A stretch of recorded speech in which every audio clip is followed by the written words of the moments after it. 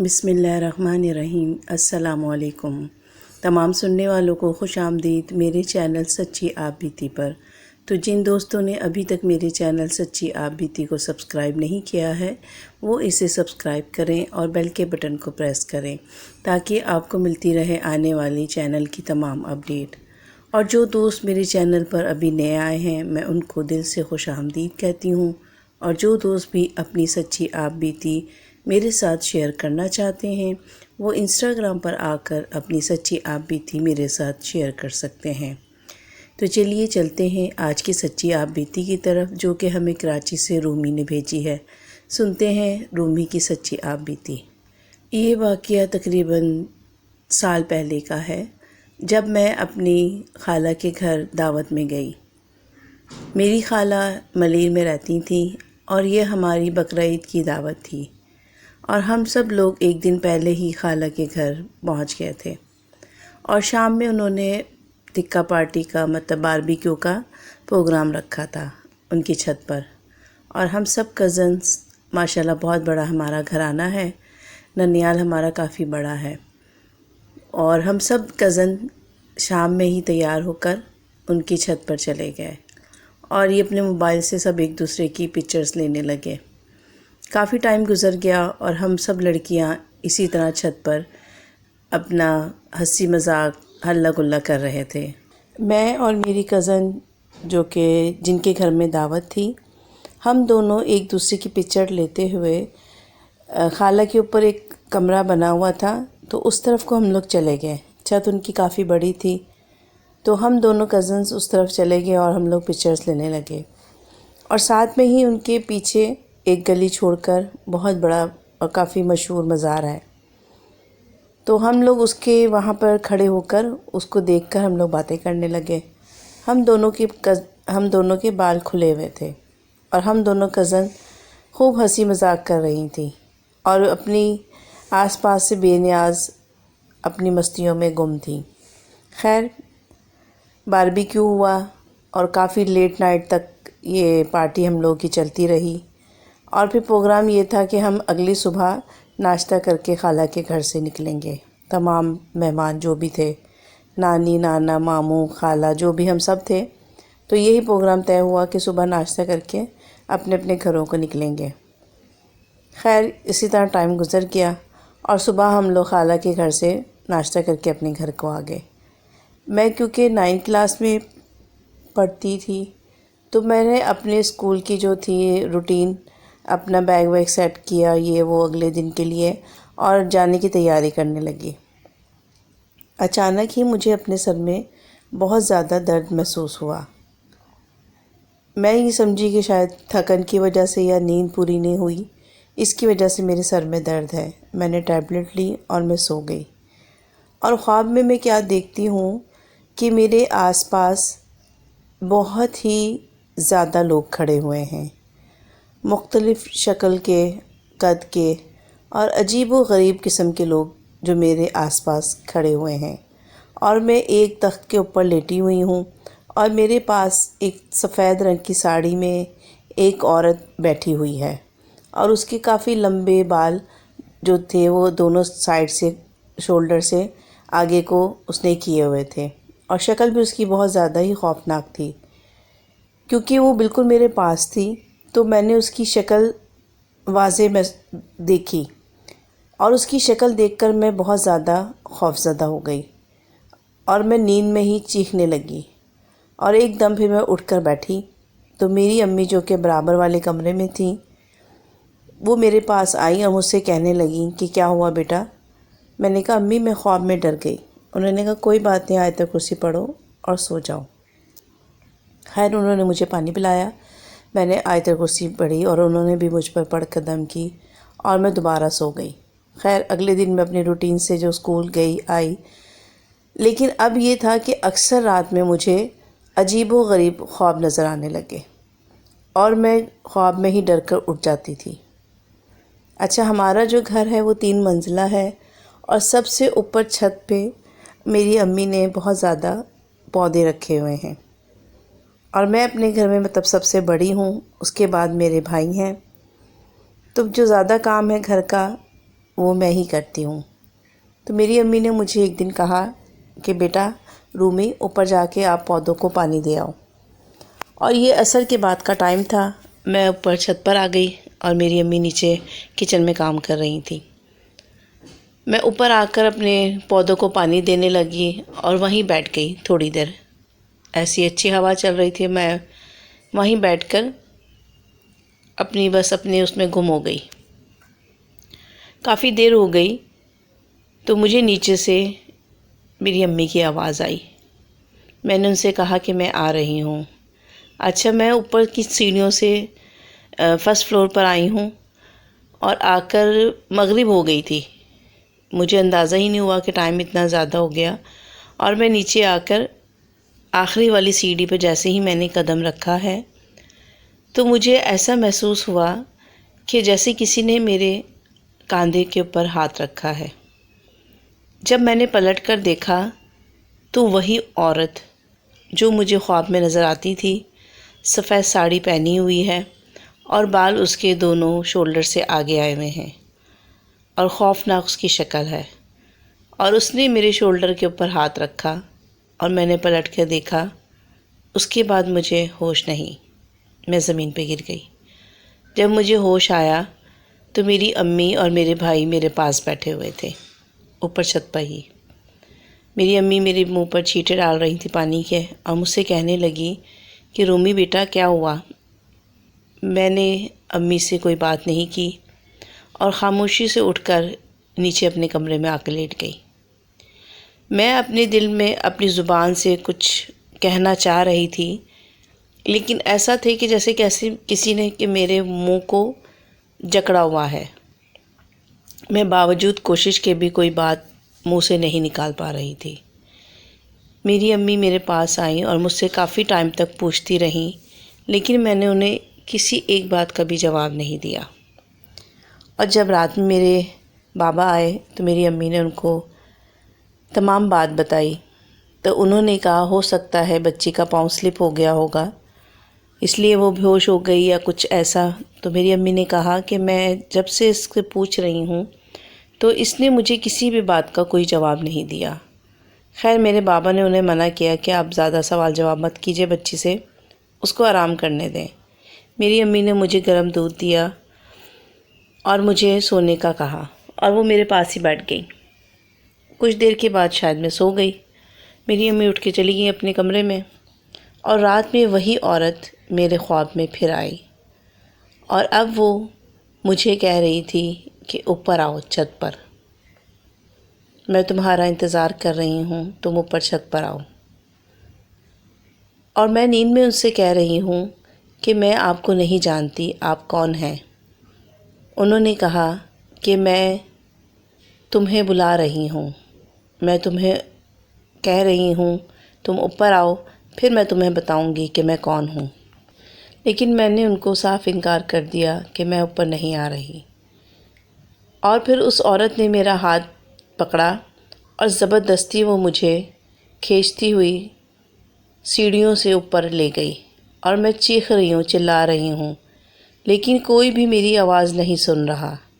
تمام گھر میں اندھیرا تھا اور میں اپنی امی کو بہت چیخ چیخ کر آوازیں دے رہی تھی، اپنے بھائیوں کو، اپنی امی کو، اپنے بابا کو، لیکن کسی ایک نے بھی میری ایک آواز نہیں سنی۔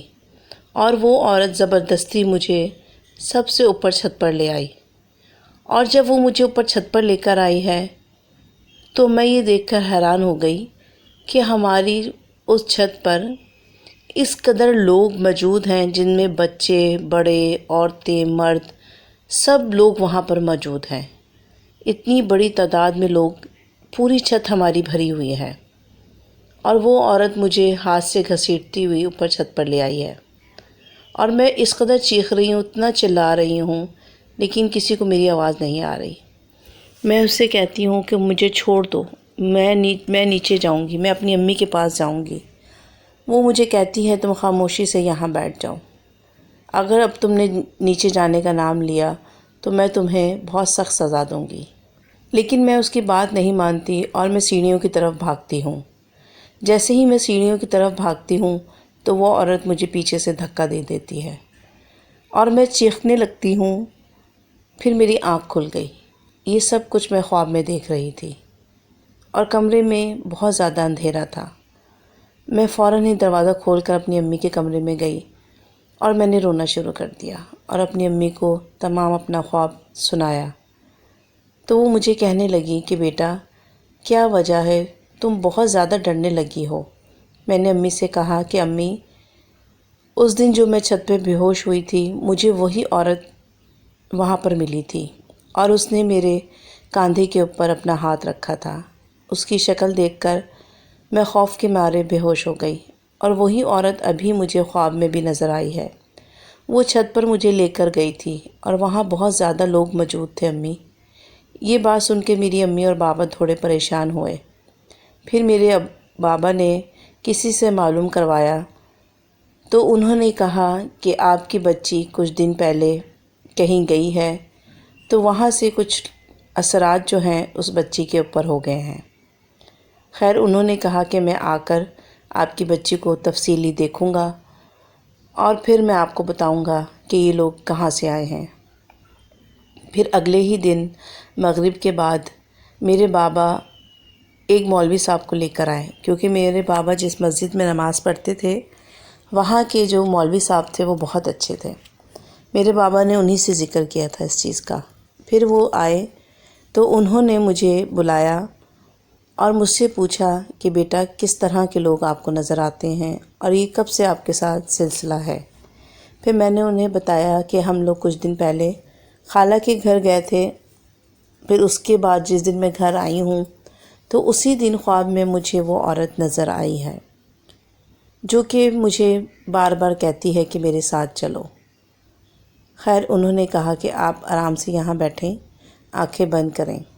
پھر انہوں نے مجھ پہ کچھ پڑھا تو انہوں نے مجھے کہا کہ بیٹا جو بھی آپ کو نظر آ رہا ہے وہ مجھے بتائیں۔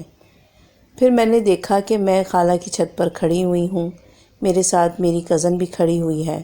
ہم دونوں کے بال کھلے ہوئے تھے اور ہم دونوں جب تصویریں لے رہے تھے تو میں نے یہ دیکھا کہ ہمارے پیچھے وہی عورت کھڑی ہوئی تھی اسی طرح سے، اور اس کے پاس بہت زیادہ لوگ تھے۔ میری خالہ کی پوری چھت اسی طرح کے لوگوں سے، عجیب و غریب لوگوں سے بھری ہوئی تھی۔ اتنے زیادہ لوگ تھے کہ ایسا لگ رہا تھا کہ ایک بندے کی بھی گنجائش نہیں ہے، کھچا کھچ لوگ بھرے ہوئے تھے۔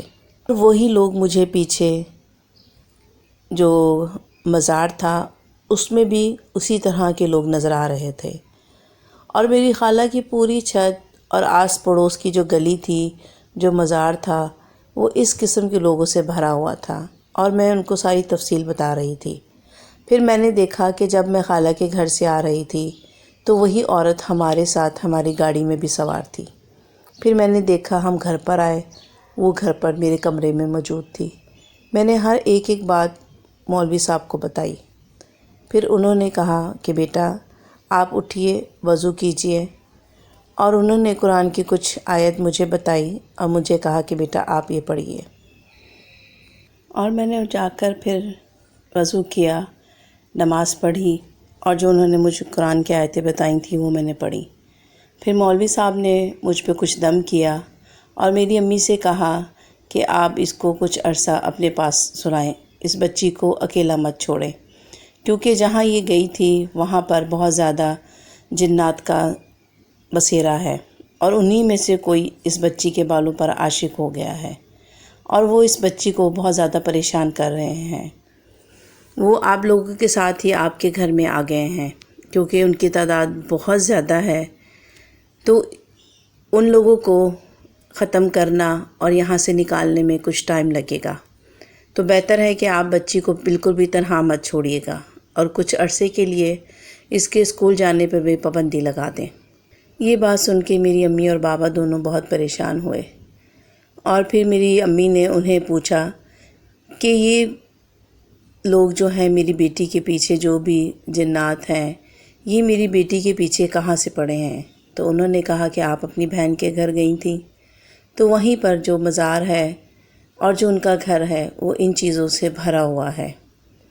آپ کوشش کیجئے کہ آئندہ اپنی بچی کو وہاں لے کر مت جائیے، اور اپنی بہن سے بھی کہیں کہ وہ گھر جتنی جلدی ہو سکے وہ چھوڑ دیں، کیونکہ ان کی بچی بھی جوان ہے، تو یہ جو چیزیں ہیں یہ بچوں کو نقصان پہنچائیں گی۔ اور انہوں نے میرے اوپر دم کیا ہوا پانی دیا، اور میں اپنی امی کے ساتھ ہی سونے لگی، لیکن مجھے خواب میں وہ عورت مسلسل نظر آتی رہی اور مجھ سے کہنے لگی کہ میں تمہارا پیچھا ایسے نہیں چھوڑوں گی، تم میرے قبضے میں ہو اور میں تمہیں کہیں نہیں جانے دوں گی، کیونکہ ہم تمہارے ساتھ تمہارے گھر میں مہمان ہیں اور ہم تمہیں اپنے ساتھ ہی لے کے جائیں گے۔ میں نیند سے ڈر کر اٹھ جاتی اور اپنی امی کو اپنا واقعہ جو خواب مجھے آتا وہ میں بتاتی، تو میری امی نے کہا بیٹا پریشان نہ ہو، یہ چیزیں تمہیں پریشان تو ضرور کریں گی لیکن نقصان کسی بھی قسم کا نہیں پہنچا سکتی، کیونکہ جو مولوی صاحب نے پانی دیا تھا اور جو مجھے پڑھنے کے لیے کہا تھا میں وہ روٹین سے پڑھ رہی تھی، اور میں نے ایسے ہی کیا جیسے مجھے مولوی صاحب نے بتایا۔ پھر ایک دن میں اپنے کمرے میں بیٹھی ہوئی تھی تو مجھے بہت زیادہ بچوں کی چیخنے چلانے کی آوازیں آنے لگیں، جیسے کہ بچے آپس میں لڑ رہے ہوں اور وہ چیخ رہے ہوں۔ میں اٹھ کر باہر آئی تو مجھے باہر کوئی بھی آواز سنائی نہیں دی، لیکن جیسے ہی میں اپنے کمرے میں جاتی تو مجھے وہ بچوں کی آوازیں سنائی دینے لگتی۔